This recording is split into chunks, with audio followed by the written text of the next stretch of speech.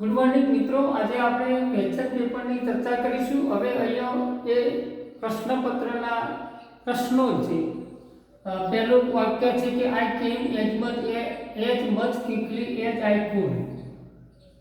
જો આઈ કેમ હું આવી as much quickly as I could, હવે કેમનું ભૂતકાળ કુડ છે અને કમનું ભૂતકાળ કેમ છે। પહેલા વાક્યનું ગુજરાતી કરીએ તો હું આવી ક્વિકલી એટલે ઝડપથી, આઈ એડવર્બ છે એટલે એટલી ઝડપથી આવે।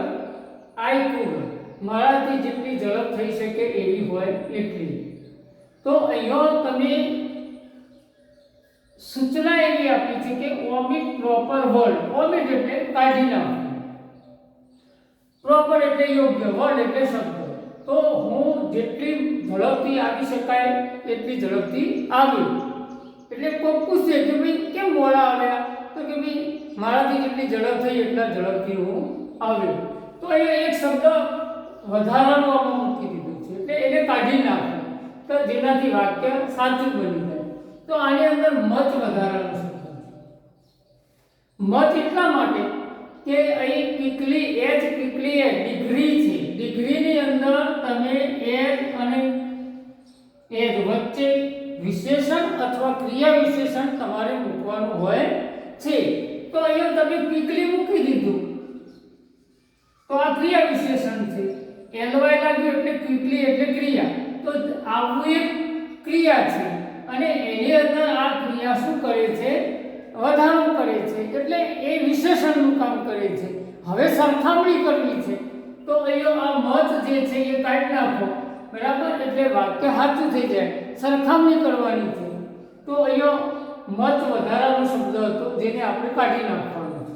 હવે બીજું વાક્ય જોઈએ, we need to know whether interested in the proposal.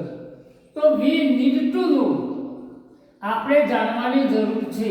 હવે વેધર છે એ WEAT છે એમ નહીં મિત્રો,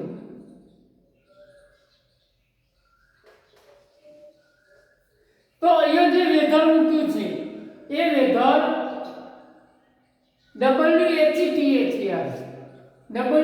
WEATHER હોય તો એની અંદર વાતાવરણ હવામાન થાય। હવે વેધર અને આ વેધર છે એટલે આને આપણે અંગ્રેજી ભાષામાં હોમોનિમ કહેવાય।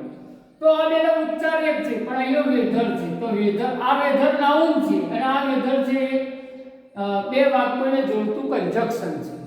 આનું ગુજરાતી આપણે કે એવો ધેટ જેવો અર્થ બતાવે તો we need to know whether ખાલી જગ્યા ઇન્ટરેસ્ટેડ ઇન ધ પ્રપોઝલ।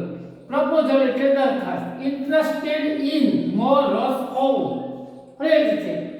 તો વેધર, હવે આ એક વાક્ય છે, હવે આને કંઈક જોઈએ છે તો આ બીજું વાક્ય છે। તો અહીં બીજા વાક્યમાં ધે આર આવે, ધે આર એ અલગ આખું વાક્ય છે એટલે એને અને આ વાક્યને જોડવાનું કામ વેધર કરે છે એટલે આનાથી નાઉન ક્લોઝ બને છે।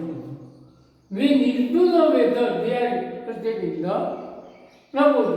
હવે આપણે જાણવાની જરૂર છે, નીડ એટલે જરૂર, ટુ નો એટલે જાણવું કે એમને આ પ્રપોઝલમાં દરખાસ્ત છે કે રસ છે કે નહીં આ દરખાસ્તમાં, એવો અર્થ છે। તો એનો ધે આર આવેલું છે। ચલો હવે આગળ, હી કુડ પ્લે ખાલી જગ્યા when he was justified. He could play કેનનું ભૂતકાળ કુડ છે, તો ભૂતકાળમાં ક્રિયા થઈ એવું દર્શાવવા માટે કેનનું ભૂતકાળ છે એટલે શક્તિનો ભાવ બતાવે છે તો કેનનું ભૂતકાળ કુડ છે। જો હવે પ્લે એટલે વગાડવું થાય, પ્લે એટલે રમવું ના થાય, પ્લે એટલે હી કુડ પ્લે પિયાનો તો ધ પિયાનો આવે। મિત્રો ધ પિયાનો એટલા માટે આવે કે આ એક ઇન્સ્ટ્રુમેન્ટ છે, વગાડવા માટેનું ઇન્સ્ટ્રુમેન્ટ છે એટલે સંગીતનું સાધન છે।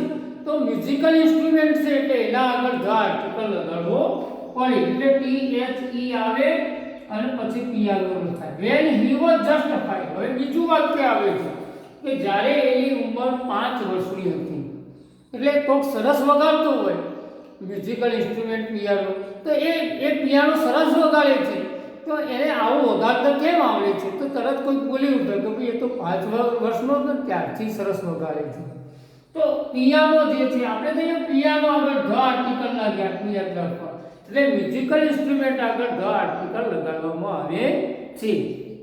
મિત્રો, આ વિડીયોને લાઈક કરજો અને સબસ્ક્રાઈબ કરી ચેનલને અને આગળ ફોરવર્ડ કરજો.